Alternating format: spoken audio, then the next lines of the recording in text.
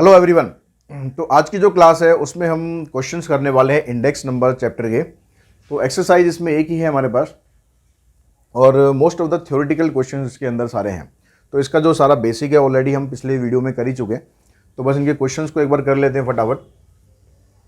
तो first question में कहता है series of numerical figures which shows the relative position. एक सीरीज है आपके पास न्यूमेरिकल फिगर्स की, वो आपको क्या यहाँ पर दिखाती है, वो आपको बताती है इंडेक्स नंबर क्या होगा। ठीक है, इंडेक्स नंबर सीरीज हो जाती है वो। और सेकंड में कहता है कि index number for the base period is always taken as, जो बेस पीरियड होता है उसका इंडेक्स नंबर आप हमेशा 100 के बराबर लेते हैं। Dash plays a very important part in the construction of index number. इसमें से क्या होता है, जो इंडेक्स नंबर का एक इंपॉर्टेंट पार्ट होता है वेट, जो क्वांटिटी आप ले रहे हो उसका वेट कितना है, ठीक है, वो भी एक इंपॉर्टेंट पार्ट होता है। Dash is particularly suitable for the construction of index number. इसमें से क्या है जो इंडेक्स नंबर बनाने के लिए ज़्यादा सूटेबल होता है, तो सूटेबल तो होता है ज्योमेट्रिक मीन। यूज़ हम करते हैं अर्थमेटिक मीन, वो अलग बात है, ठीक है, लेकिन सूटेबल ये होता है। Index number shows dash changes rather than the absolute amount of changes. ये एब्सोल्यूट अमाउंट ऑफ चेंजेस नहीं दिखाता, ये दिखाता है परसेंटेज में कितना चेंज हो रहा है। बेस ईयर को हम 100% लेके चलते हैं, 100 लेके चलते हैं। अगर प्राइस इंडेक्स आ रहा है 130, तो इसका मतलब है कि उसके अंदर 30% इंक्रीज हो गया।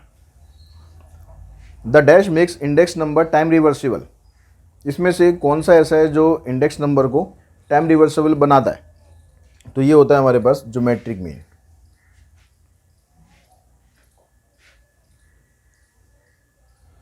इसके बाद चलते हैं क्वेश्चन नंबर 7 पे। तो 7th क्वेश्चन में बताया इसने जो प्राइस रिलेटिव है, प्राइस रिलेटिव का फार्मूला इसमें से क्या होता है। तो प्राइस रिलेटिव का फार्मूला होता है जो प्राइस आप गिवन ईयर करंट ईयर में जो लेते हो वो डिवाइडेड बाय जो बेस ईयर में आता है इनटू में 100, यानी 7th का ऑप्शन बनेगा हमारा ए। 8th में कहता है कि index number is equals to, index number क्या होता है, सम ऑफ प्राइस रिलेटिव, ये भी नहीं होता, average of the price relative. जो प्राइस रिलेटिव होता है उसके हम एवरेज निकालते हैं, उसको बोलते हैं index number. The dash of group indexes give the general index. तो जनरल इंडेक्स वैल्यू है वो आपको कहाँ से मिलती है, वो आपको मिलेगी अर्थमेटिक मीन से। Circular test is one of the test of, circular test इसमें से क्या है, सर्कुलर टेस्ट होता है index number test. Dash in extension of time reversal test, इनमें से टाइम रिवर्सल टेस्ट का एक्सटेंशन क्या है। टाइम रिवर्सिबल टेस्ट के अंदर हम दो जो टाइम होता है उसको कंसिडर करते हैं, P01 और P10, लेकिन सर्कुलर टेस्ट में आप उसको एक्सटेंड कर सकते हो। Circular test weighted geometric mean of the relative formula satisfy. Weighted geometric mean इसमें से किस फार्मूले को सेटिस्फाई करेगा, तो वेटेड ज्योमेट्रिक मीन इसमें से सेटिस्फाई करता है टाइम रिवर्सल टेस्ट को।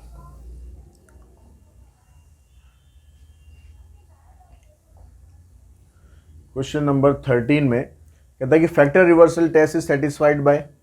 फैक्टर रिवर्सल टेस्ट को इनमें से कौन कौन सेटिस्फाई करता है, फिशर आइडियल इंडेक्स नंबर करता है, लेस्पियर्स नहीं करता, पाशे नहीं करता, तो यानी ऑप्शन बनेगा 13 का ए। 14 में कहता है कि Laspeyres formula does not satisfy. Laspeyres formula इसमें से किसको सेटिस्फाई नहीं करता, फैक्टर रिवर्सल टेस्ट को सेटिस्फाई नहीं करता, टाइम रिवर्सल को भी सेटिस्फाई नहीं करता, सर्कुलर को भी सेटिस्फाई नहीं करता, यानी इसका ऑप्शन बन गया ऑल ऑफ द अबव। 14 का ऑप्शन आ गया डी। 15 में कहता है कि रेशो और an average of ratio expressed as a percentage, उसको हम क्या बोलते हैं, ठीक है, रेशो को या फिर एवरेज ऑफ रेशोज, इसको हम परसेंटेज की फॉर्म में एक्सप्रेस करते हैं, उसको बोलते हैं index number. The value at the base time period serve as the standard point of comparison. जो बेस टाइम पीरियड होता है वो एक स्टैंडर्ड पॉइंट होता है कंपैरिजन करने के लिए, तो ये स्टेटमेंट जो है ये ट्रू स्टेटमेंट है।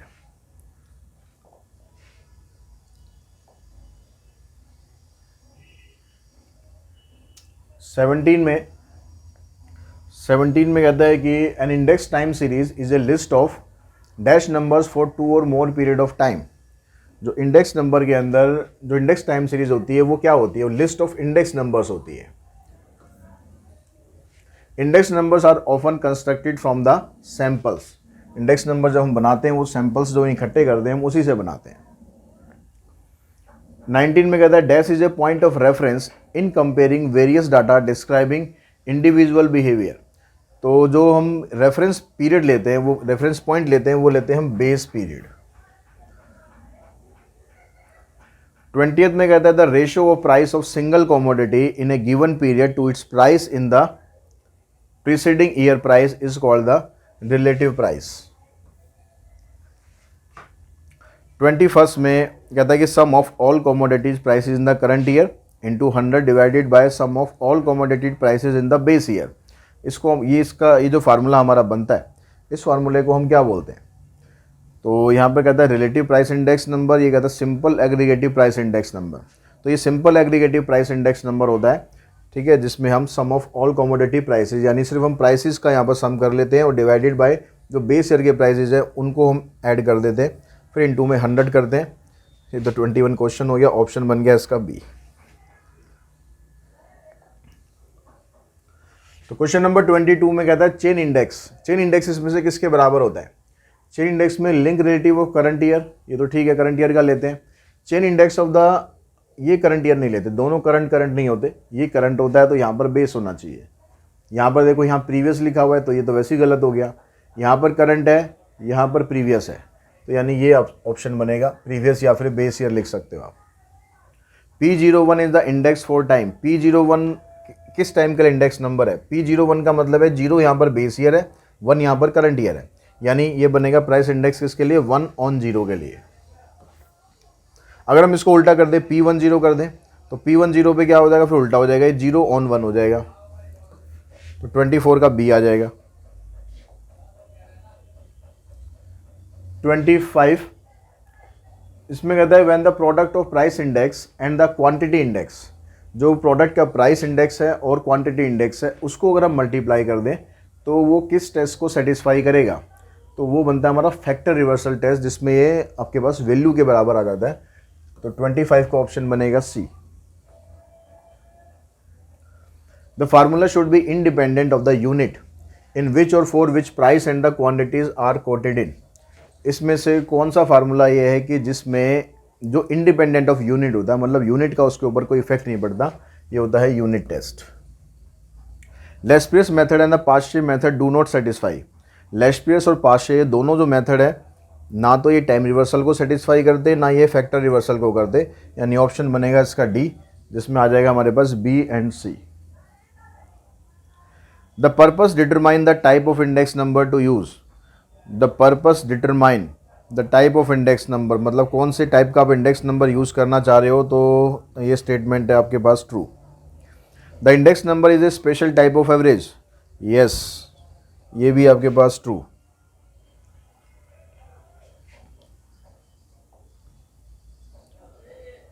क्वेश्चन नंबर 31 में कहता है कि Fisher ideal formula for calculating index number satisfy the. तो फिशर आइडियल इंडेक्स नंबर होता है, उसमें से किसको सेटिस्फाई करता है? यूनिट टेस्ट को सेटिस्फाई करता है, फैक्टर रिवर्सल को भी सेटिस्फाई करता है, यानी इन दोनों को सेटिस्फाई करता है, तो 31 का ऑप्शन बनेगा C. Fisher ideal formula does not satisfy. Fisher ideal formula सिर्फ सर्कुलर टेस्ट को सेटिस्फाई नहीं करता। This satisfy the circular test. Circular test को क्या सेटिस्फाई करता है? तो सर्कुलर टेस्ट को जो सेटिस्फाई करता है, उसमें ज्योमेट्रिक मीन हम लेते हैं प्राइस रिलेटिव का, ये सेटिस्फाई कर सकता है, या फिर weighted aggregative with fix weight, यानी इसका ऑप्शन बनेगा ए।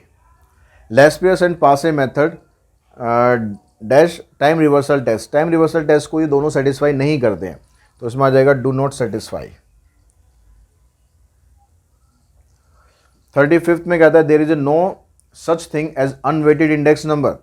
अनवेटेड इंडेक्स नंबर की जैसी कोई चीज़ नहीं होती, ये गलत स्टेटमेंट है, होती है।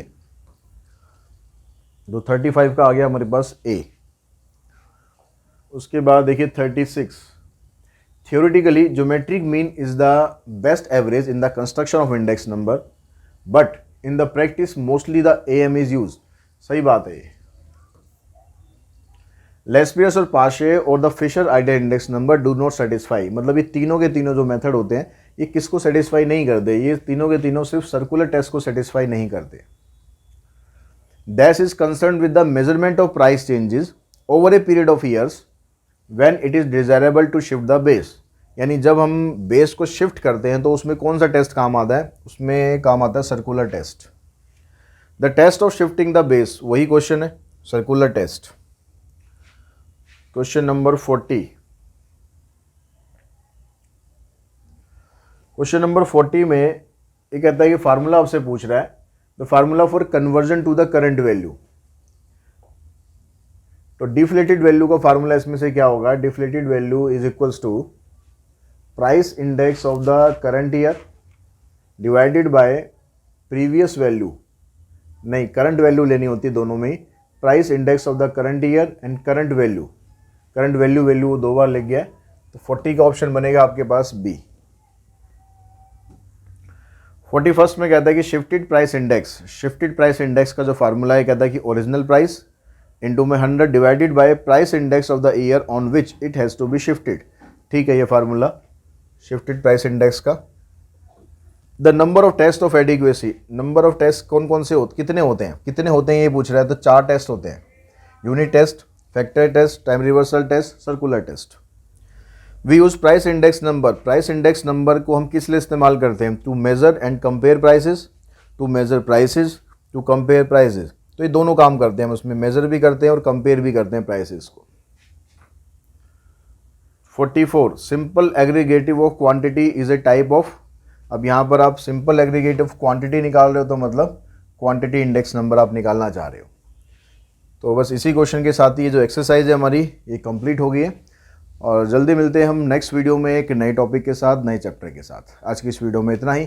Thanks to all of you.